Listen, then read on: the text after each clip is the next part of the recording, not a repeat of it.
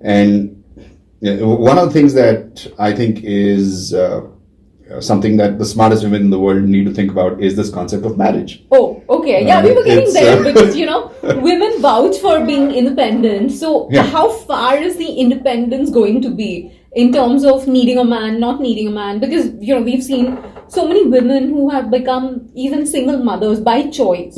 So it's almost getting there. So again, now that you brought up the question of marriage and the social pressure to get married or stay in a marriage, do you think that's going down and it's becoming more realistic? You were just throwing light on it.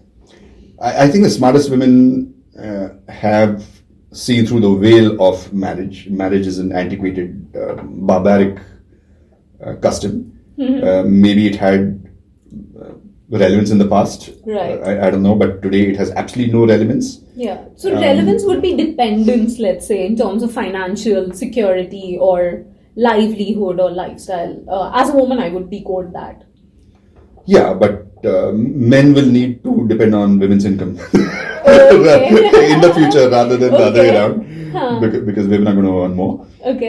And that's great news. Yeah, and the concept of I was actually going to start a series on seminars about being anti-marriage. I was going to call it "If you're single, why you should stay single forever." Okay. And if you're married, why you should get divorced immediately. Oh my God! Okay. I'm sure we're going to get some comments on this. So guys, please go ahead and share your candid views on this for sure.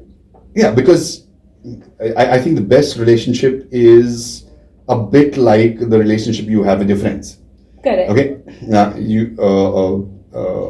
a romantic relationship or a relationship in which you love the other person, in a way, should be like the relationship that you have with your friends. Right. And so, what I mean by that, you do not have a contract with your friends.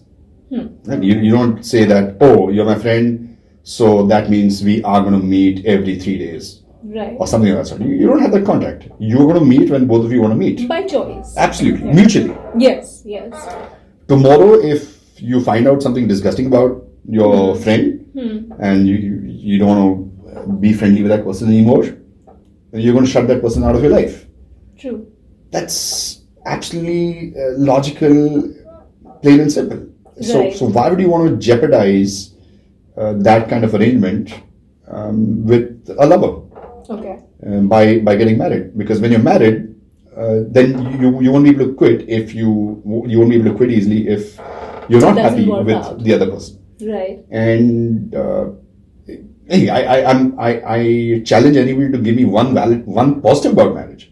Okay. There are only negatives and no positives as far as I'm concerned. So why would you think about it just because it's happened in the past? You don't blindly. Why would any smart woman or any smart man follow traditions just for the sake of following traditions? It doesn't make any sense. So what do you suggest? Like, do you suggest a live-in or do you suggest... Oh, don't do a live-in because the legal system wants to put their hairy claws into that relationship also. Oh. Now, apparently, according to some newspaper reports I've read, if you have a live-in, then the live-in partner actually has some rights. Excuse Correct. me. Yes. Aren't you supposed to decide what you want to do with...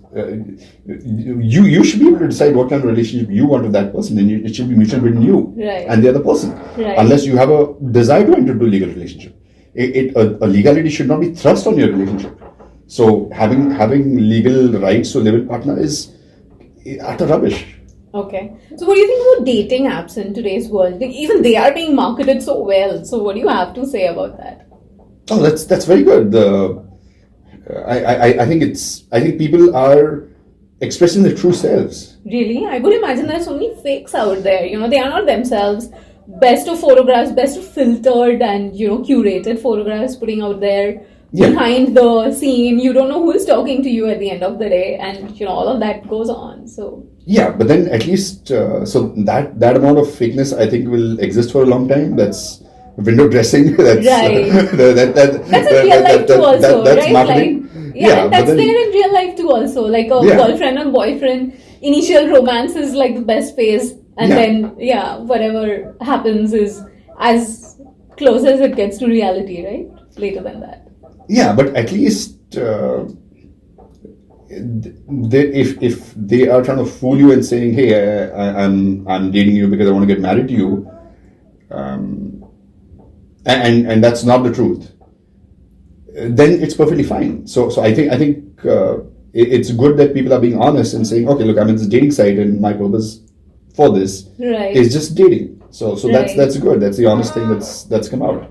It's a reflection of what people really are. They don't want to get married. They want to mingle, and they want to spend time with people to the extent that they want to spend time. So what do you think happens to all these Jeevansathi.coms, and I don't know if they still exist, and there is Bharat Matrimony, even they market themselves very well. And they do. I'm forgetting Shadi.com, I think. Does it exist? I'm not sure, but I'm sure it exists. Oh, okay. Because there are people who in a don't use their brains. They just want to blindly follow tradition. Right. They just blindly want to follow what their parents are telling them to do. Of course. And it's quite disgusting because the big fat wedding. Yeah, but then it reminds me of cattle breeding. It's like a family telling a son, "Okay, now we want you to produce, so marry somebody and produce a baby as soon as possible." That's like so anti-human. It's like buying a horse and then breeding that horse and producing a stallion. It's like anti-human totally. So how much do you think the modern mindset, since we are still talking about mind mapping, is affecting this kind of a cultural situation or a social situation? Like in today's mindset, how does marriage fit in, or kind of sharing your life with another person who is your partner fit in? It doesn't fit in at all. Oh, okay. Because it's a legal agreement and it has only downsides and no upsides. Okay. It doesn't make any sense at all. Okay. You can be connected to a person and you can spend time with that person and do what you want to do. So why would you need a legal system? Obligations. Yeah, it doesn't make any sense at all. Right. It's caused so many suicides. It's caused so many children to live in unhappy homes. Right. I think extramarital affair to begin with, yeah, absolutely. The polygamous nature of humans are coming to the forefront right now. Yeah, men and women both are polygamous by nature. That's, again, I can show you lots of research on that. So again, marriage goes against the polygamous nature of humans. It goes against the desire for every human being to be free and independent. It goes against the desire of a human being to quit a relationship. It doesn't make sense. Right. So the whole thing doesn't make sense at all. I think it also reflects a little on the patience level or the attention, not attention span, the patience level of human beings right now. That, at the end of the day, you cannot tolerate people after a point of time, whether they are your parents or, whether it's your spouse or friends or whoever. Okay. I don't know if I'm sounding like weird, but the point is you want that space for yourself. Like the me time concept has gone to a level of, I want my space, I want to do my own thing. There's nothing criminal about it, but it's just maybe a little antisocial where, you have to cut out people literally at a point of time in order to be creative, since you have so many theories of creativity. And I did watch your video where you were saying that adults today are not as productive or creative as a kindergarten kid was. So what do you have to say in that context about the mind?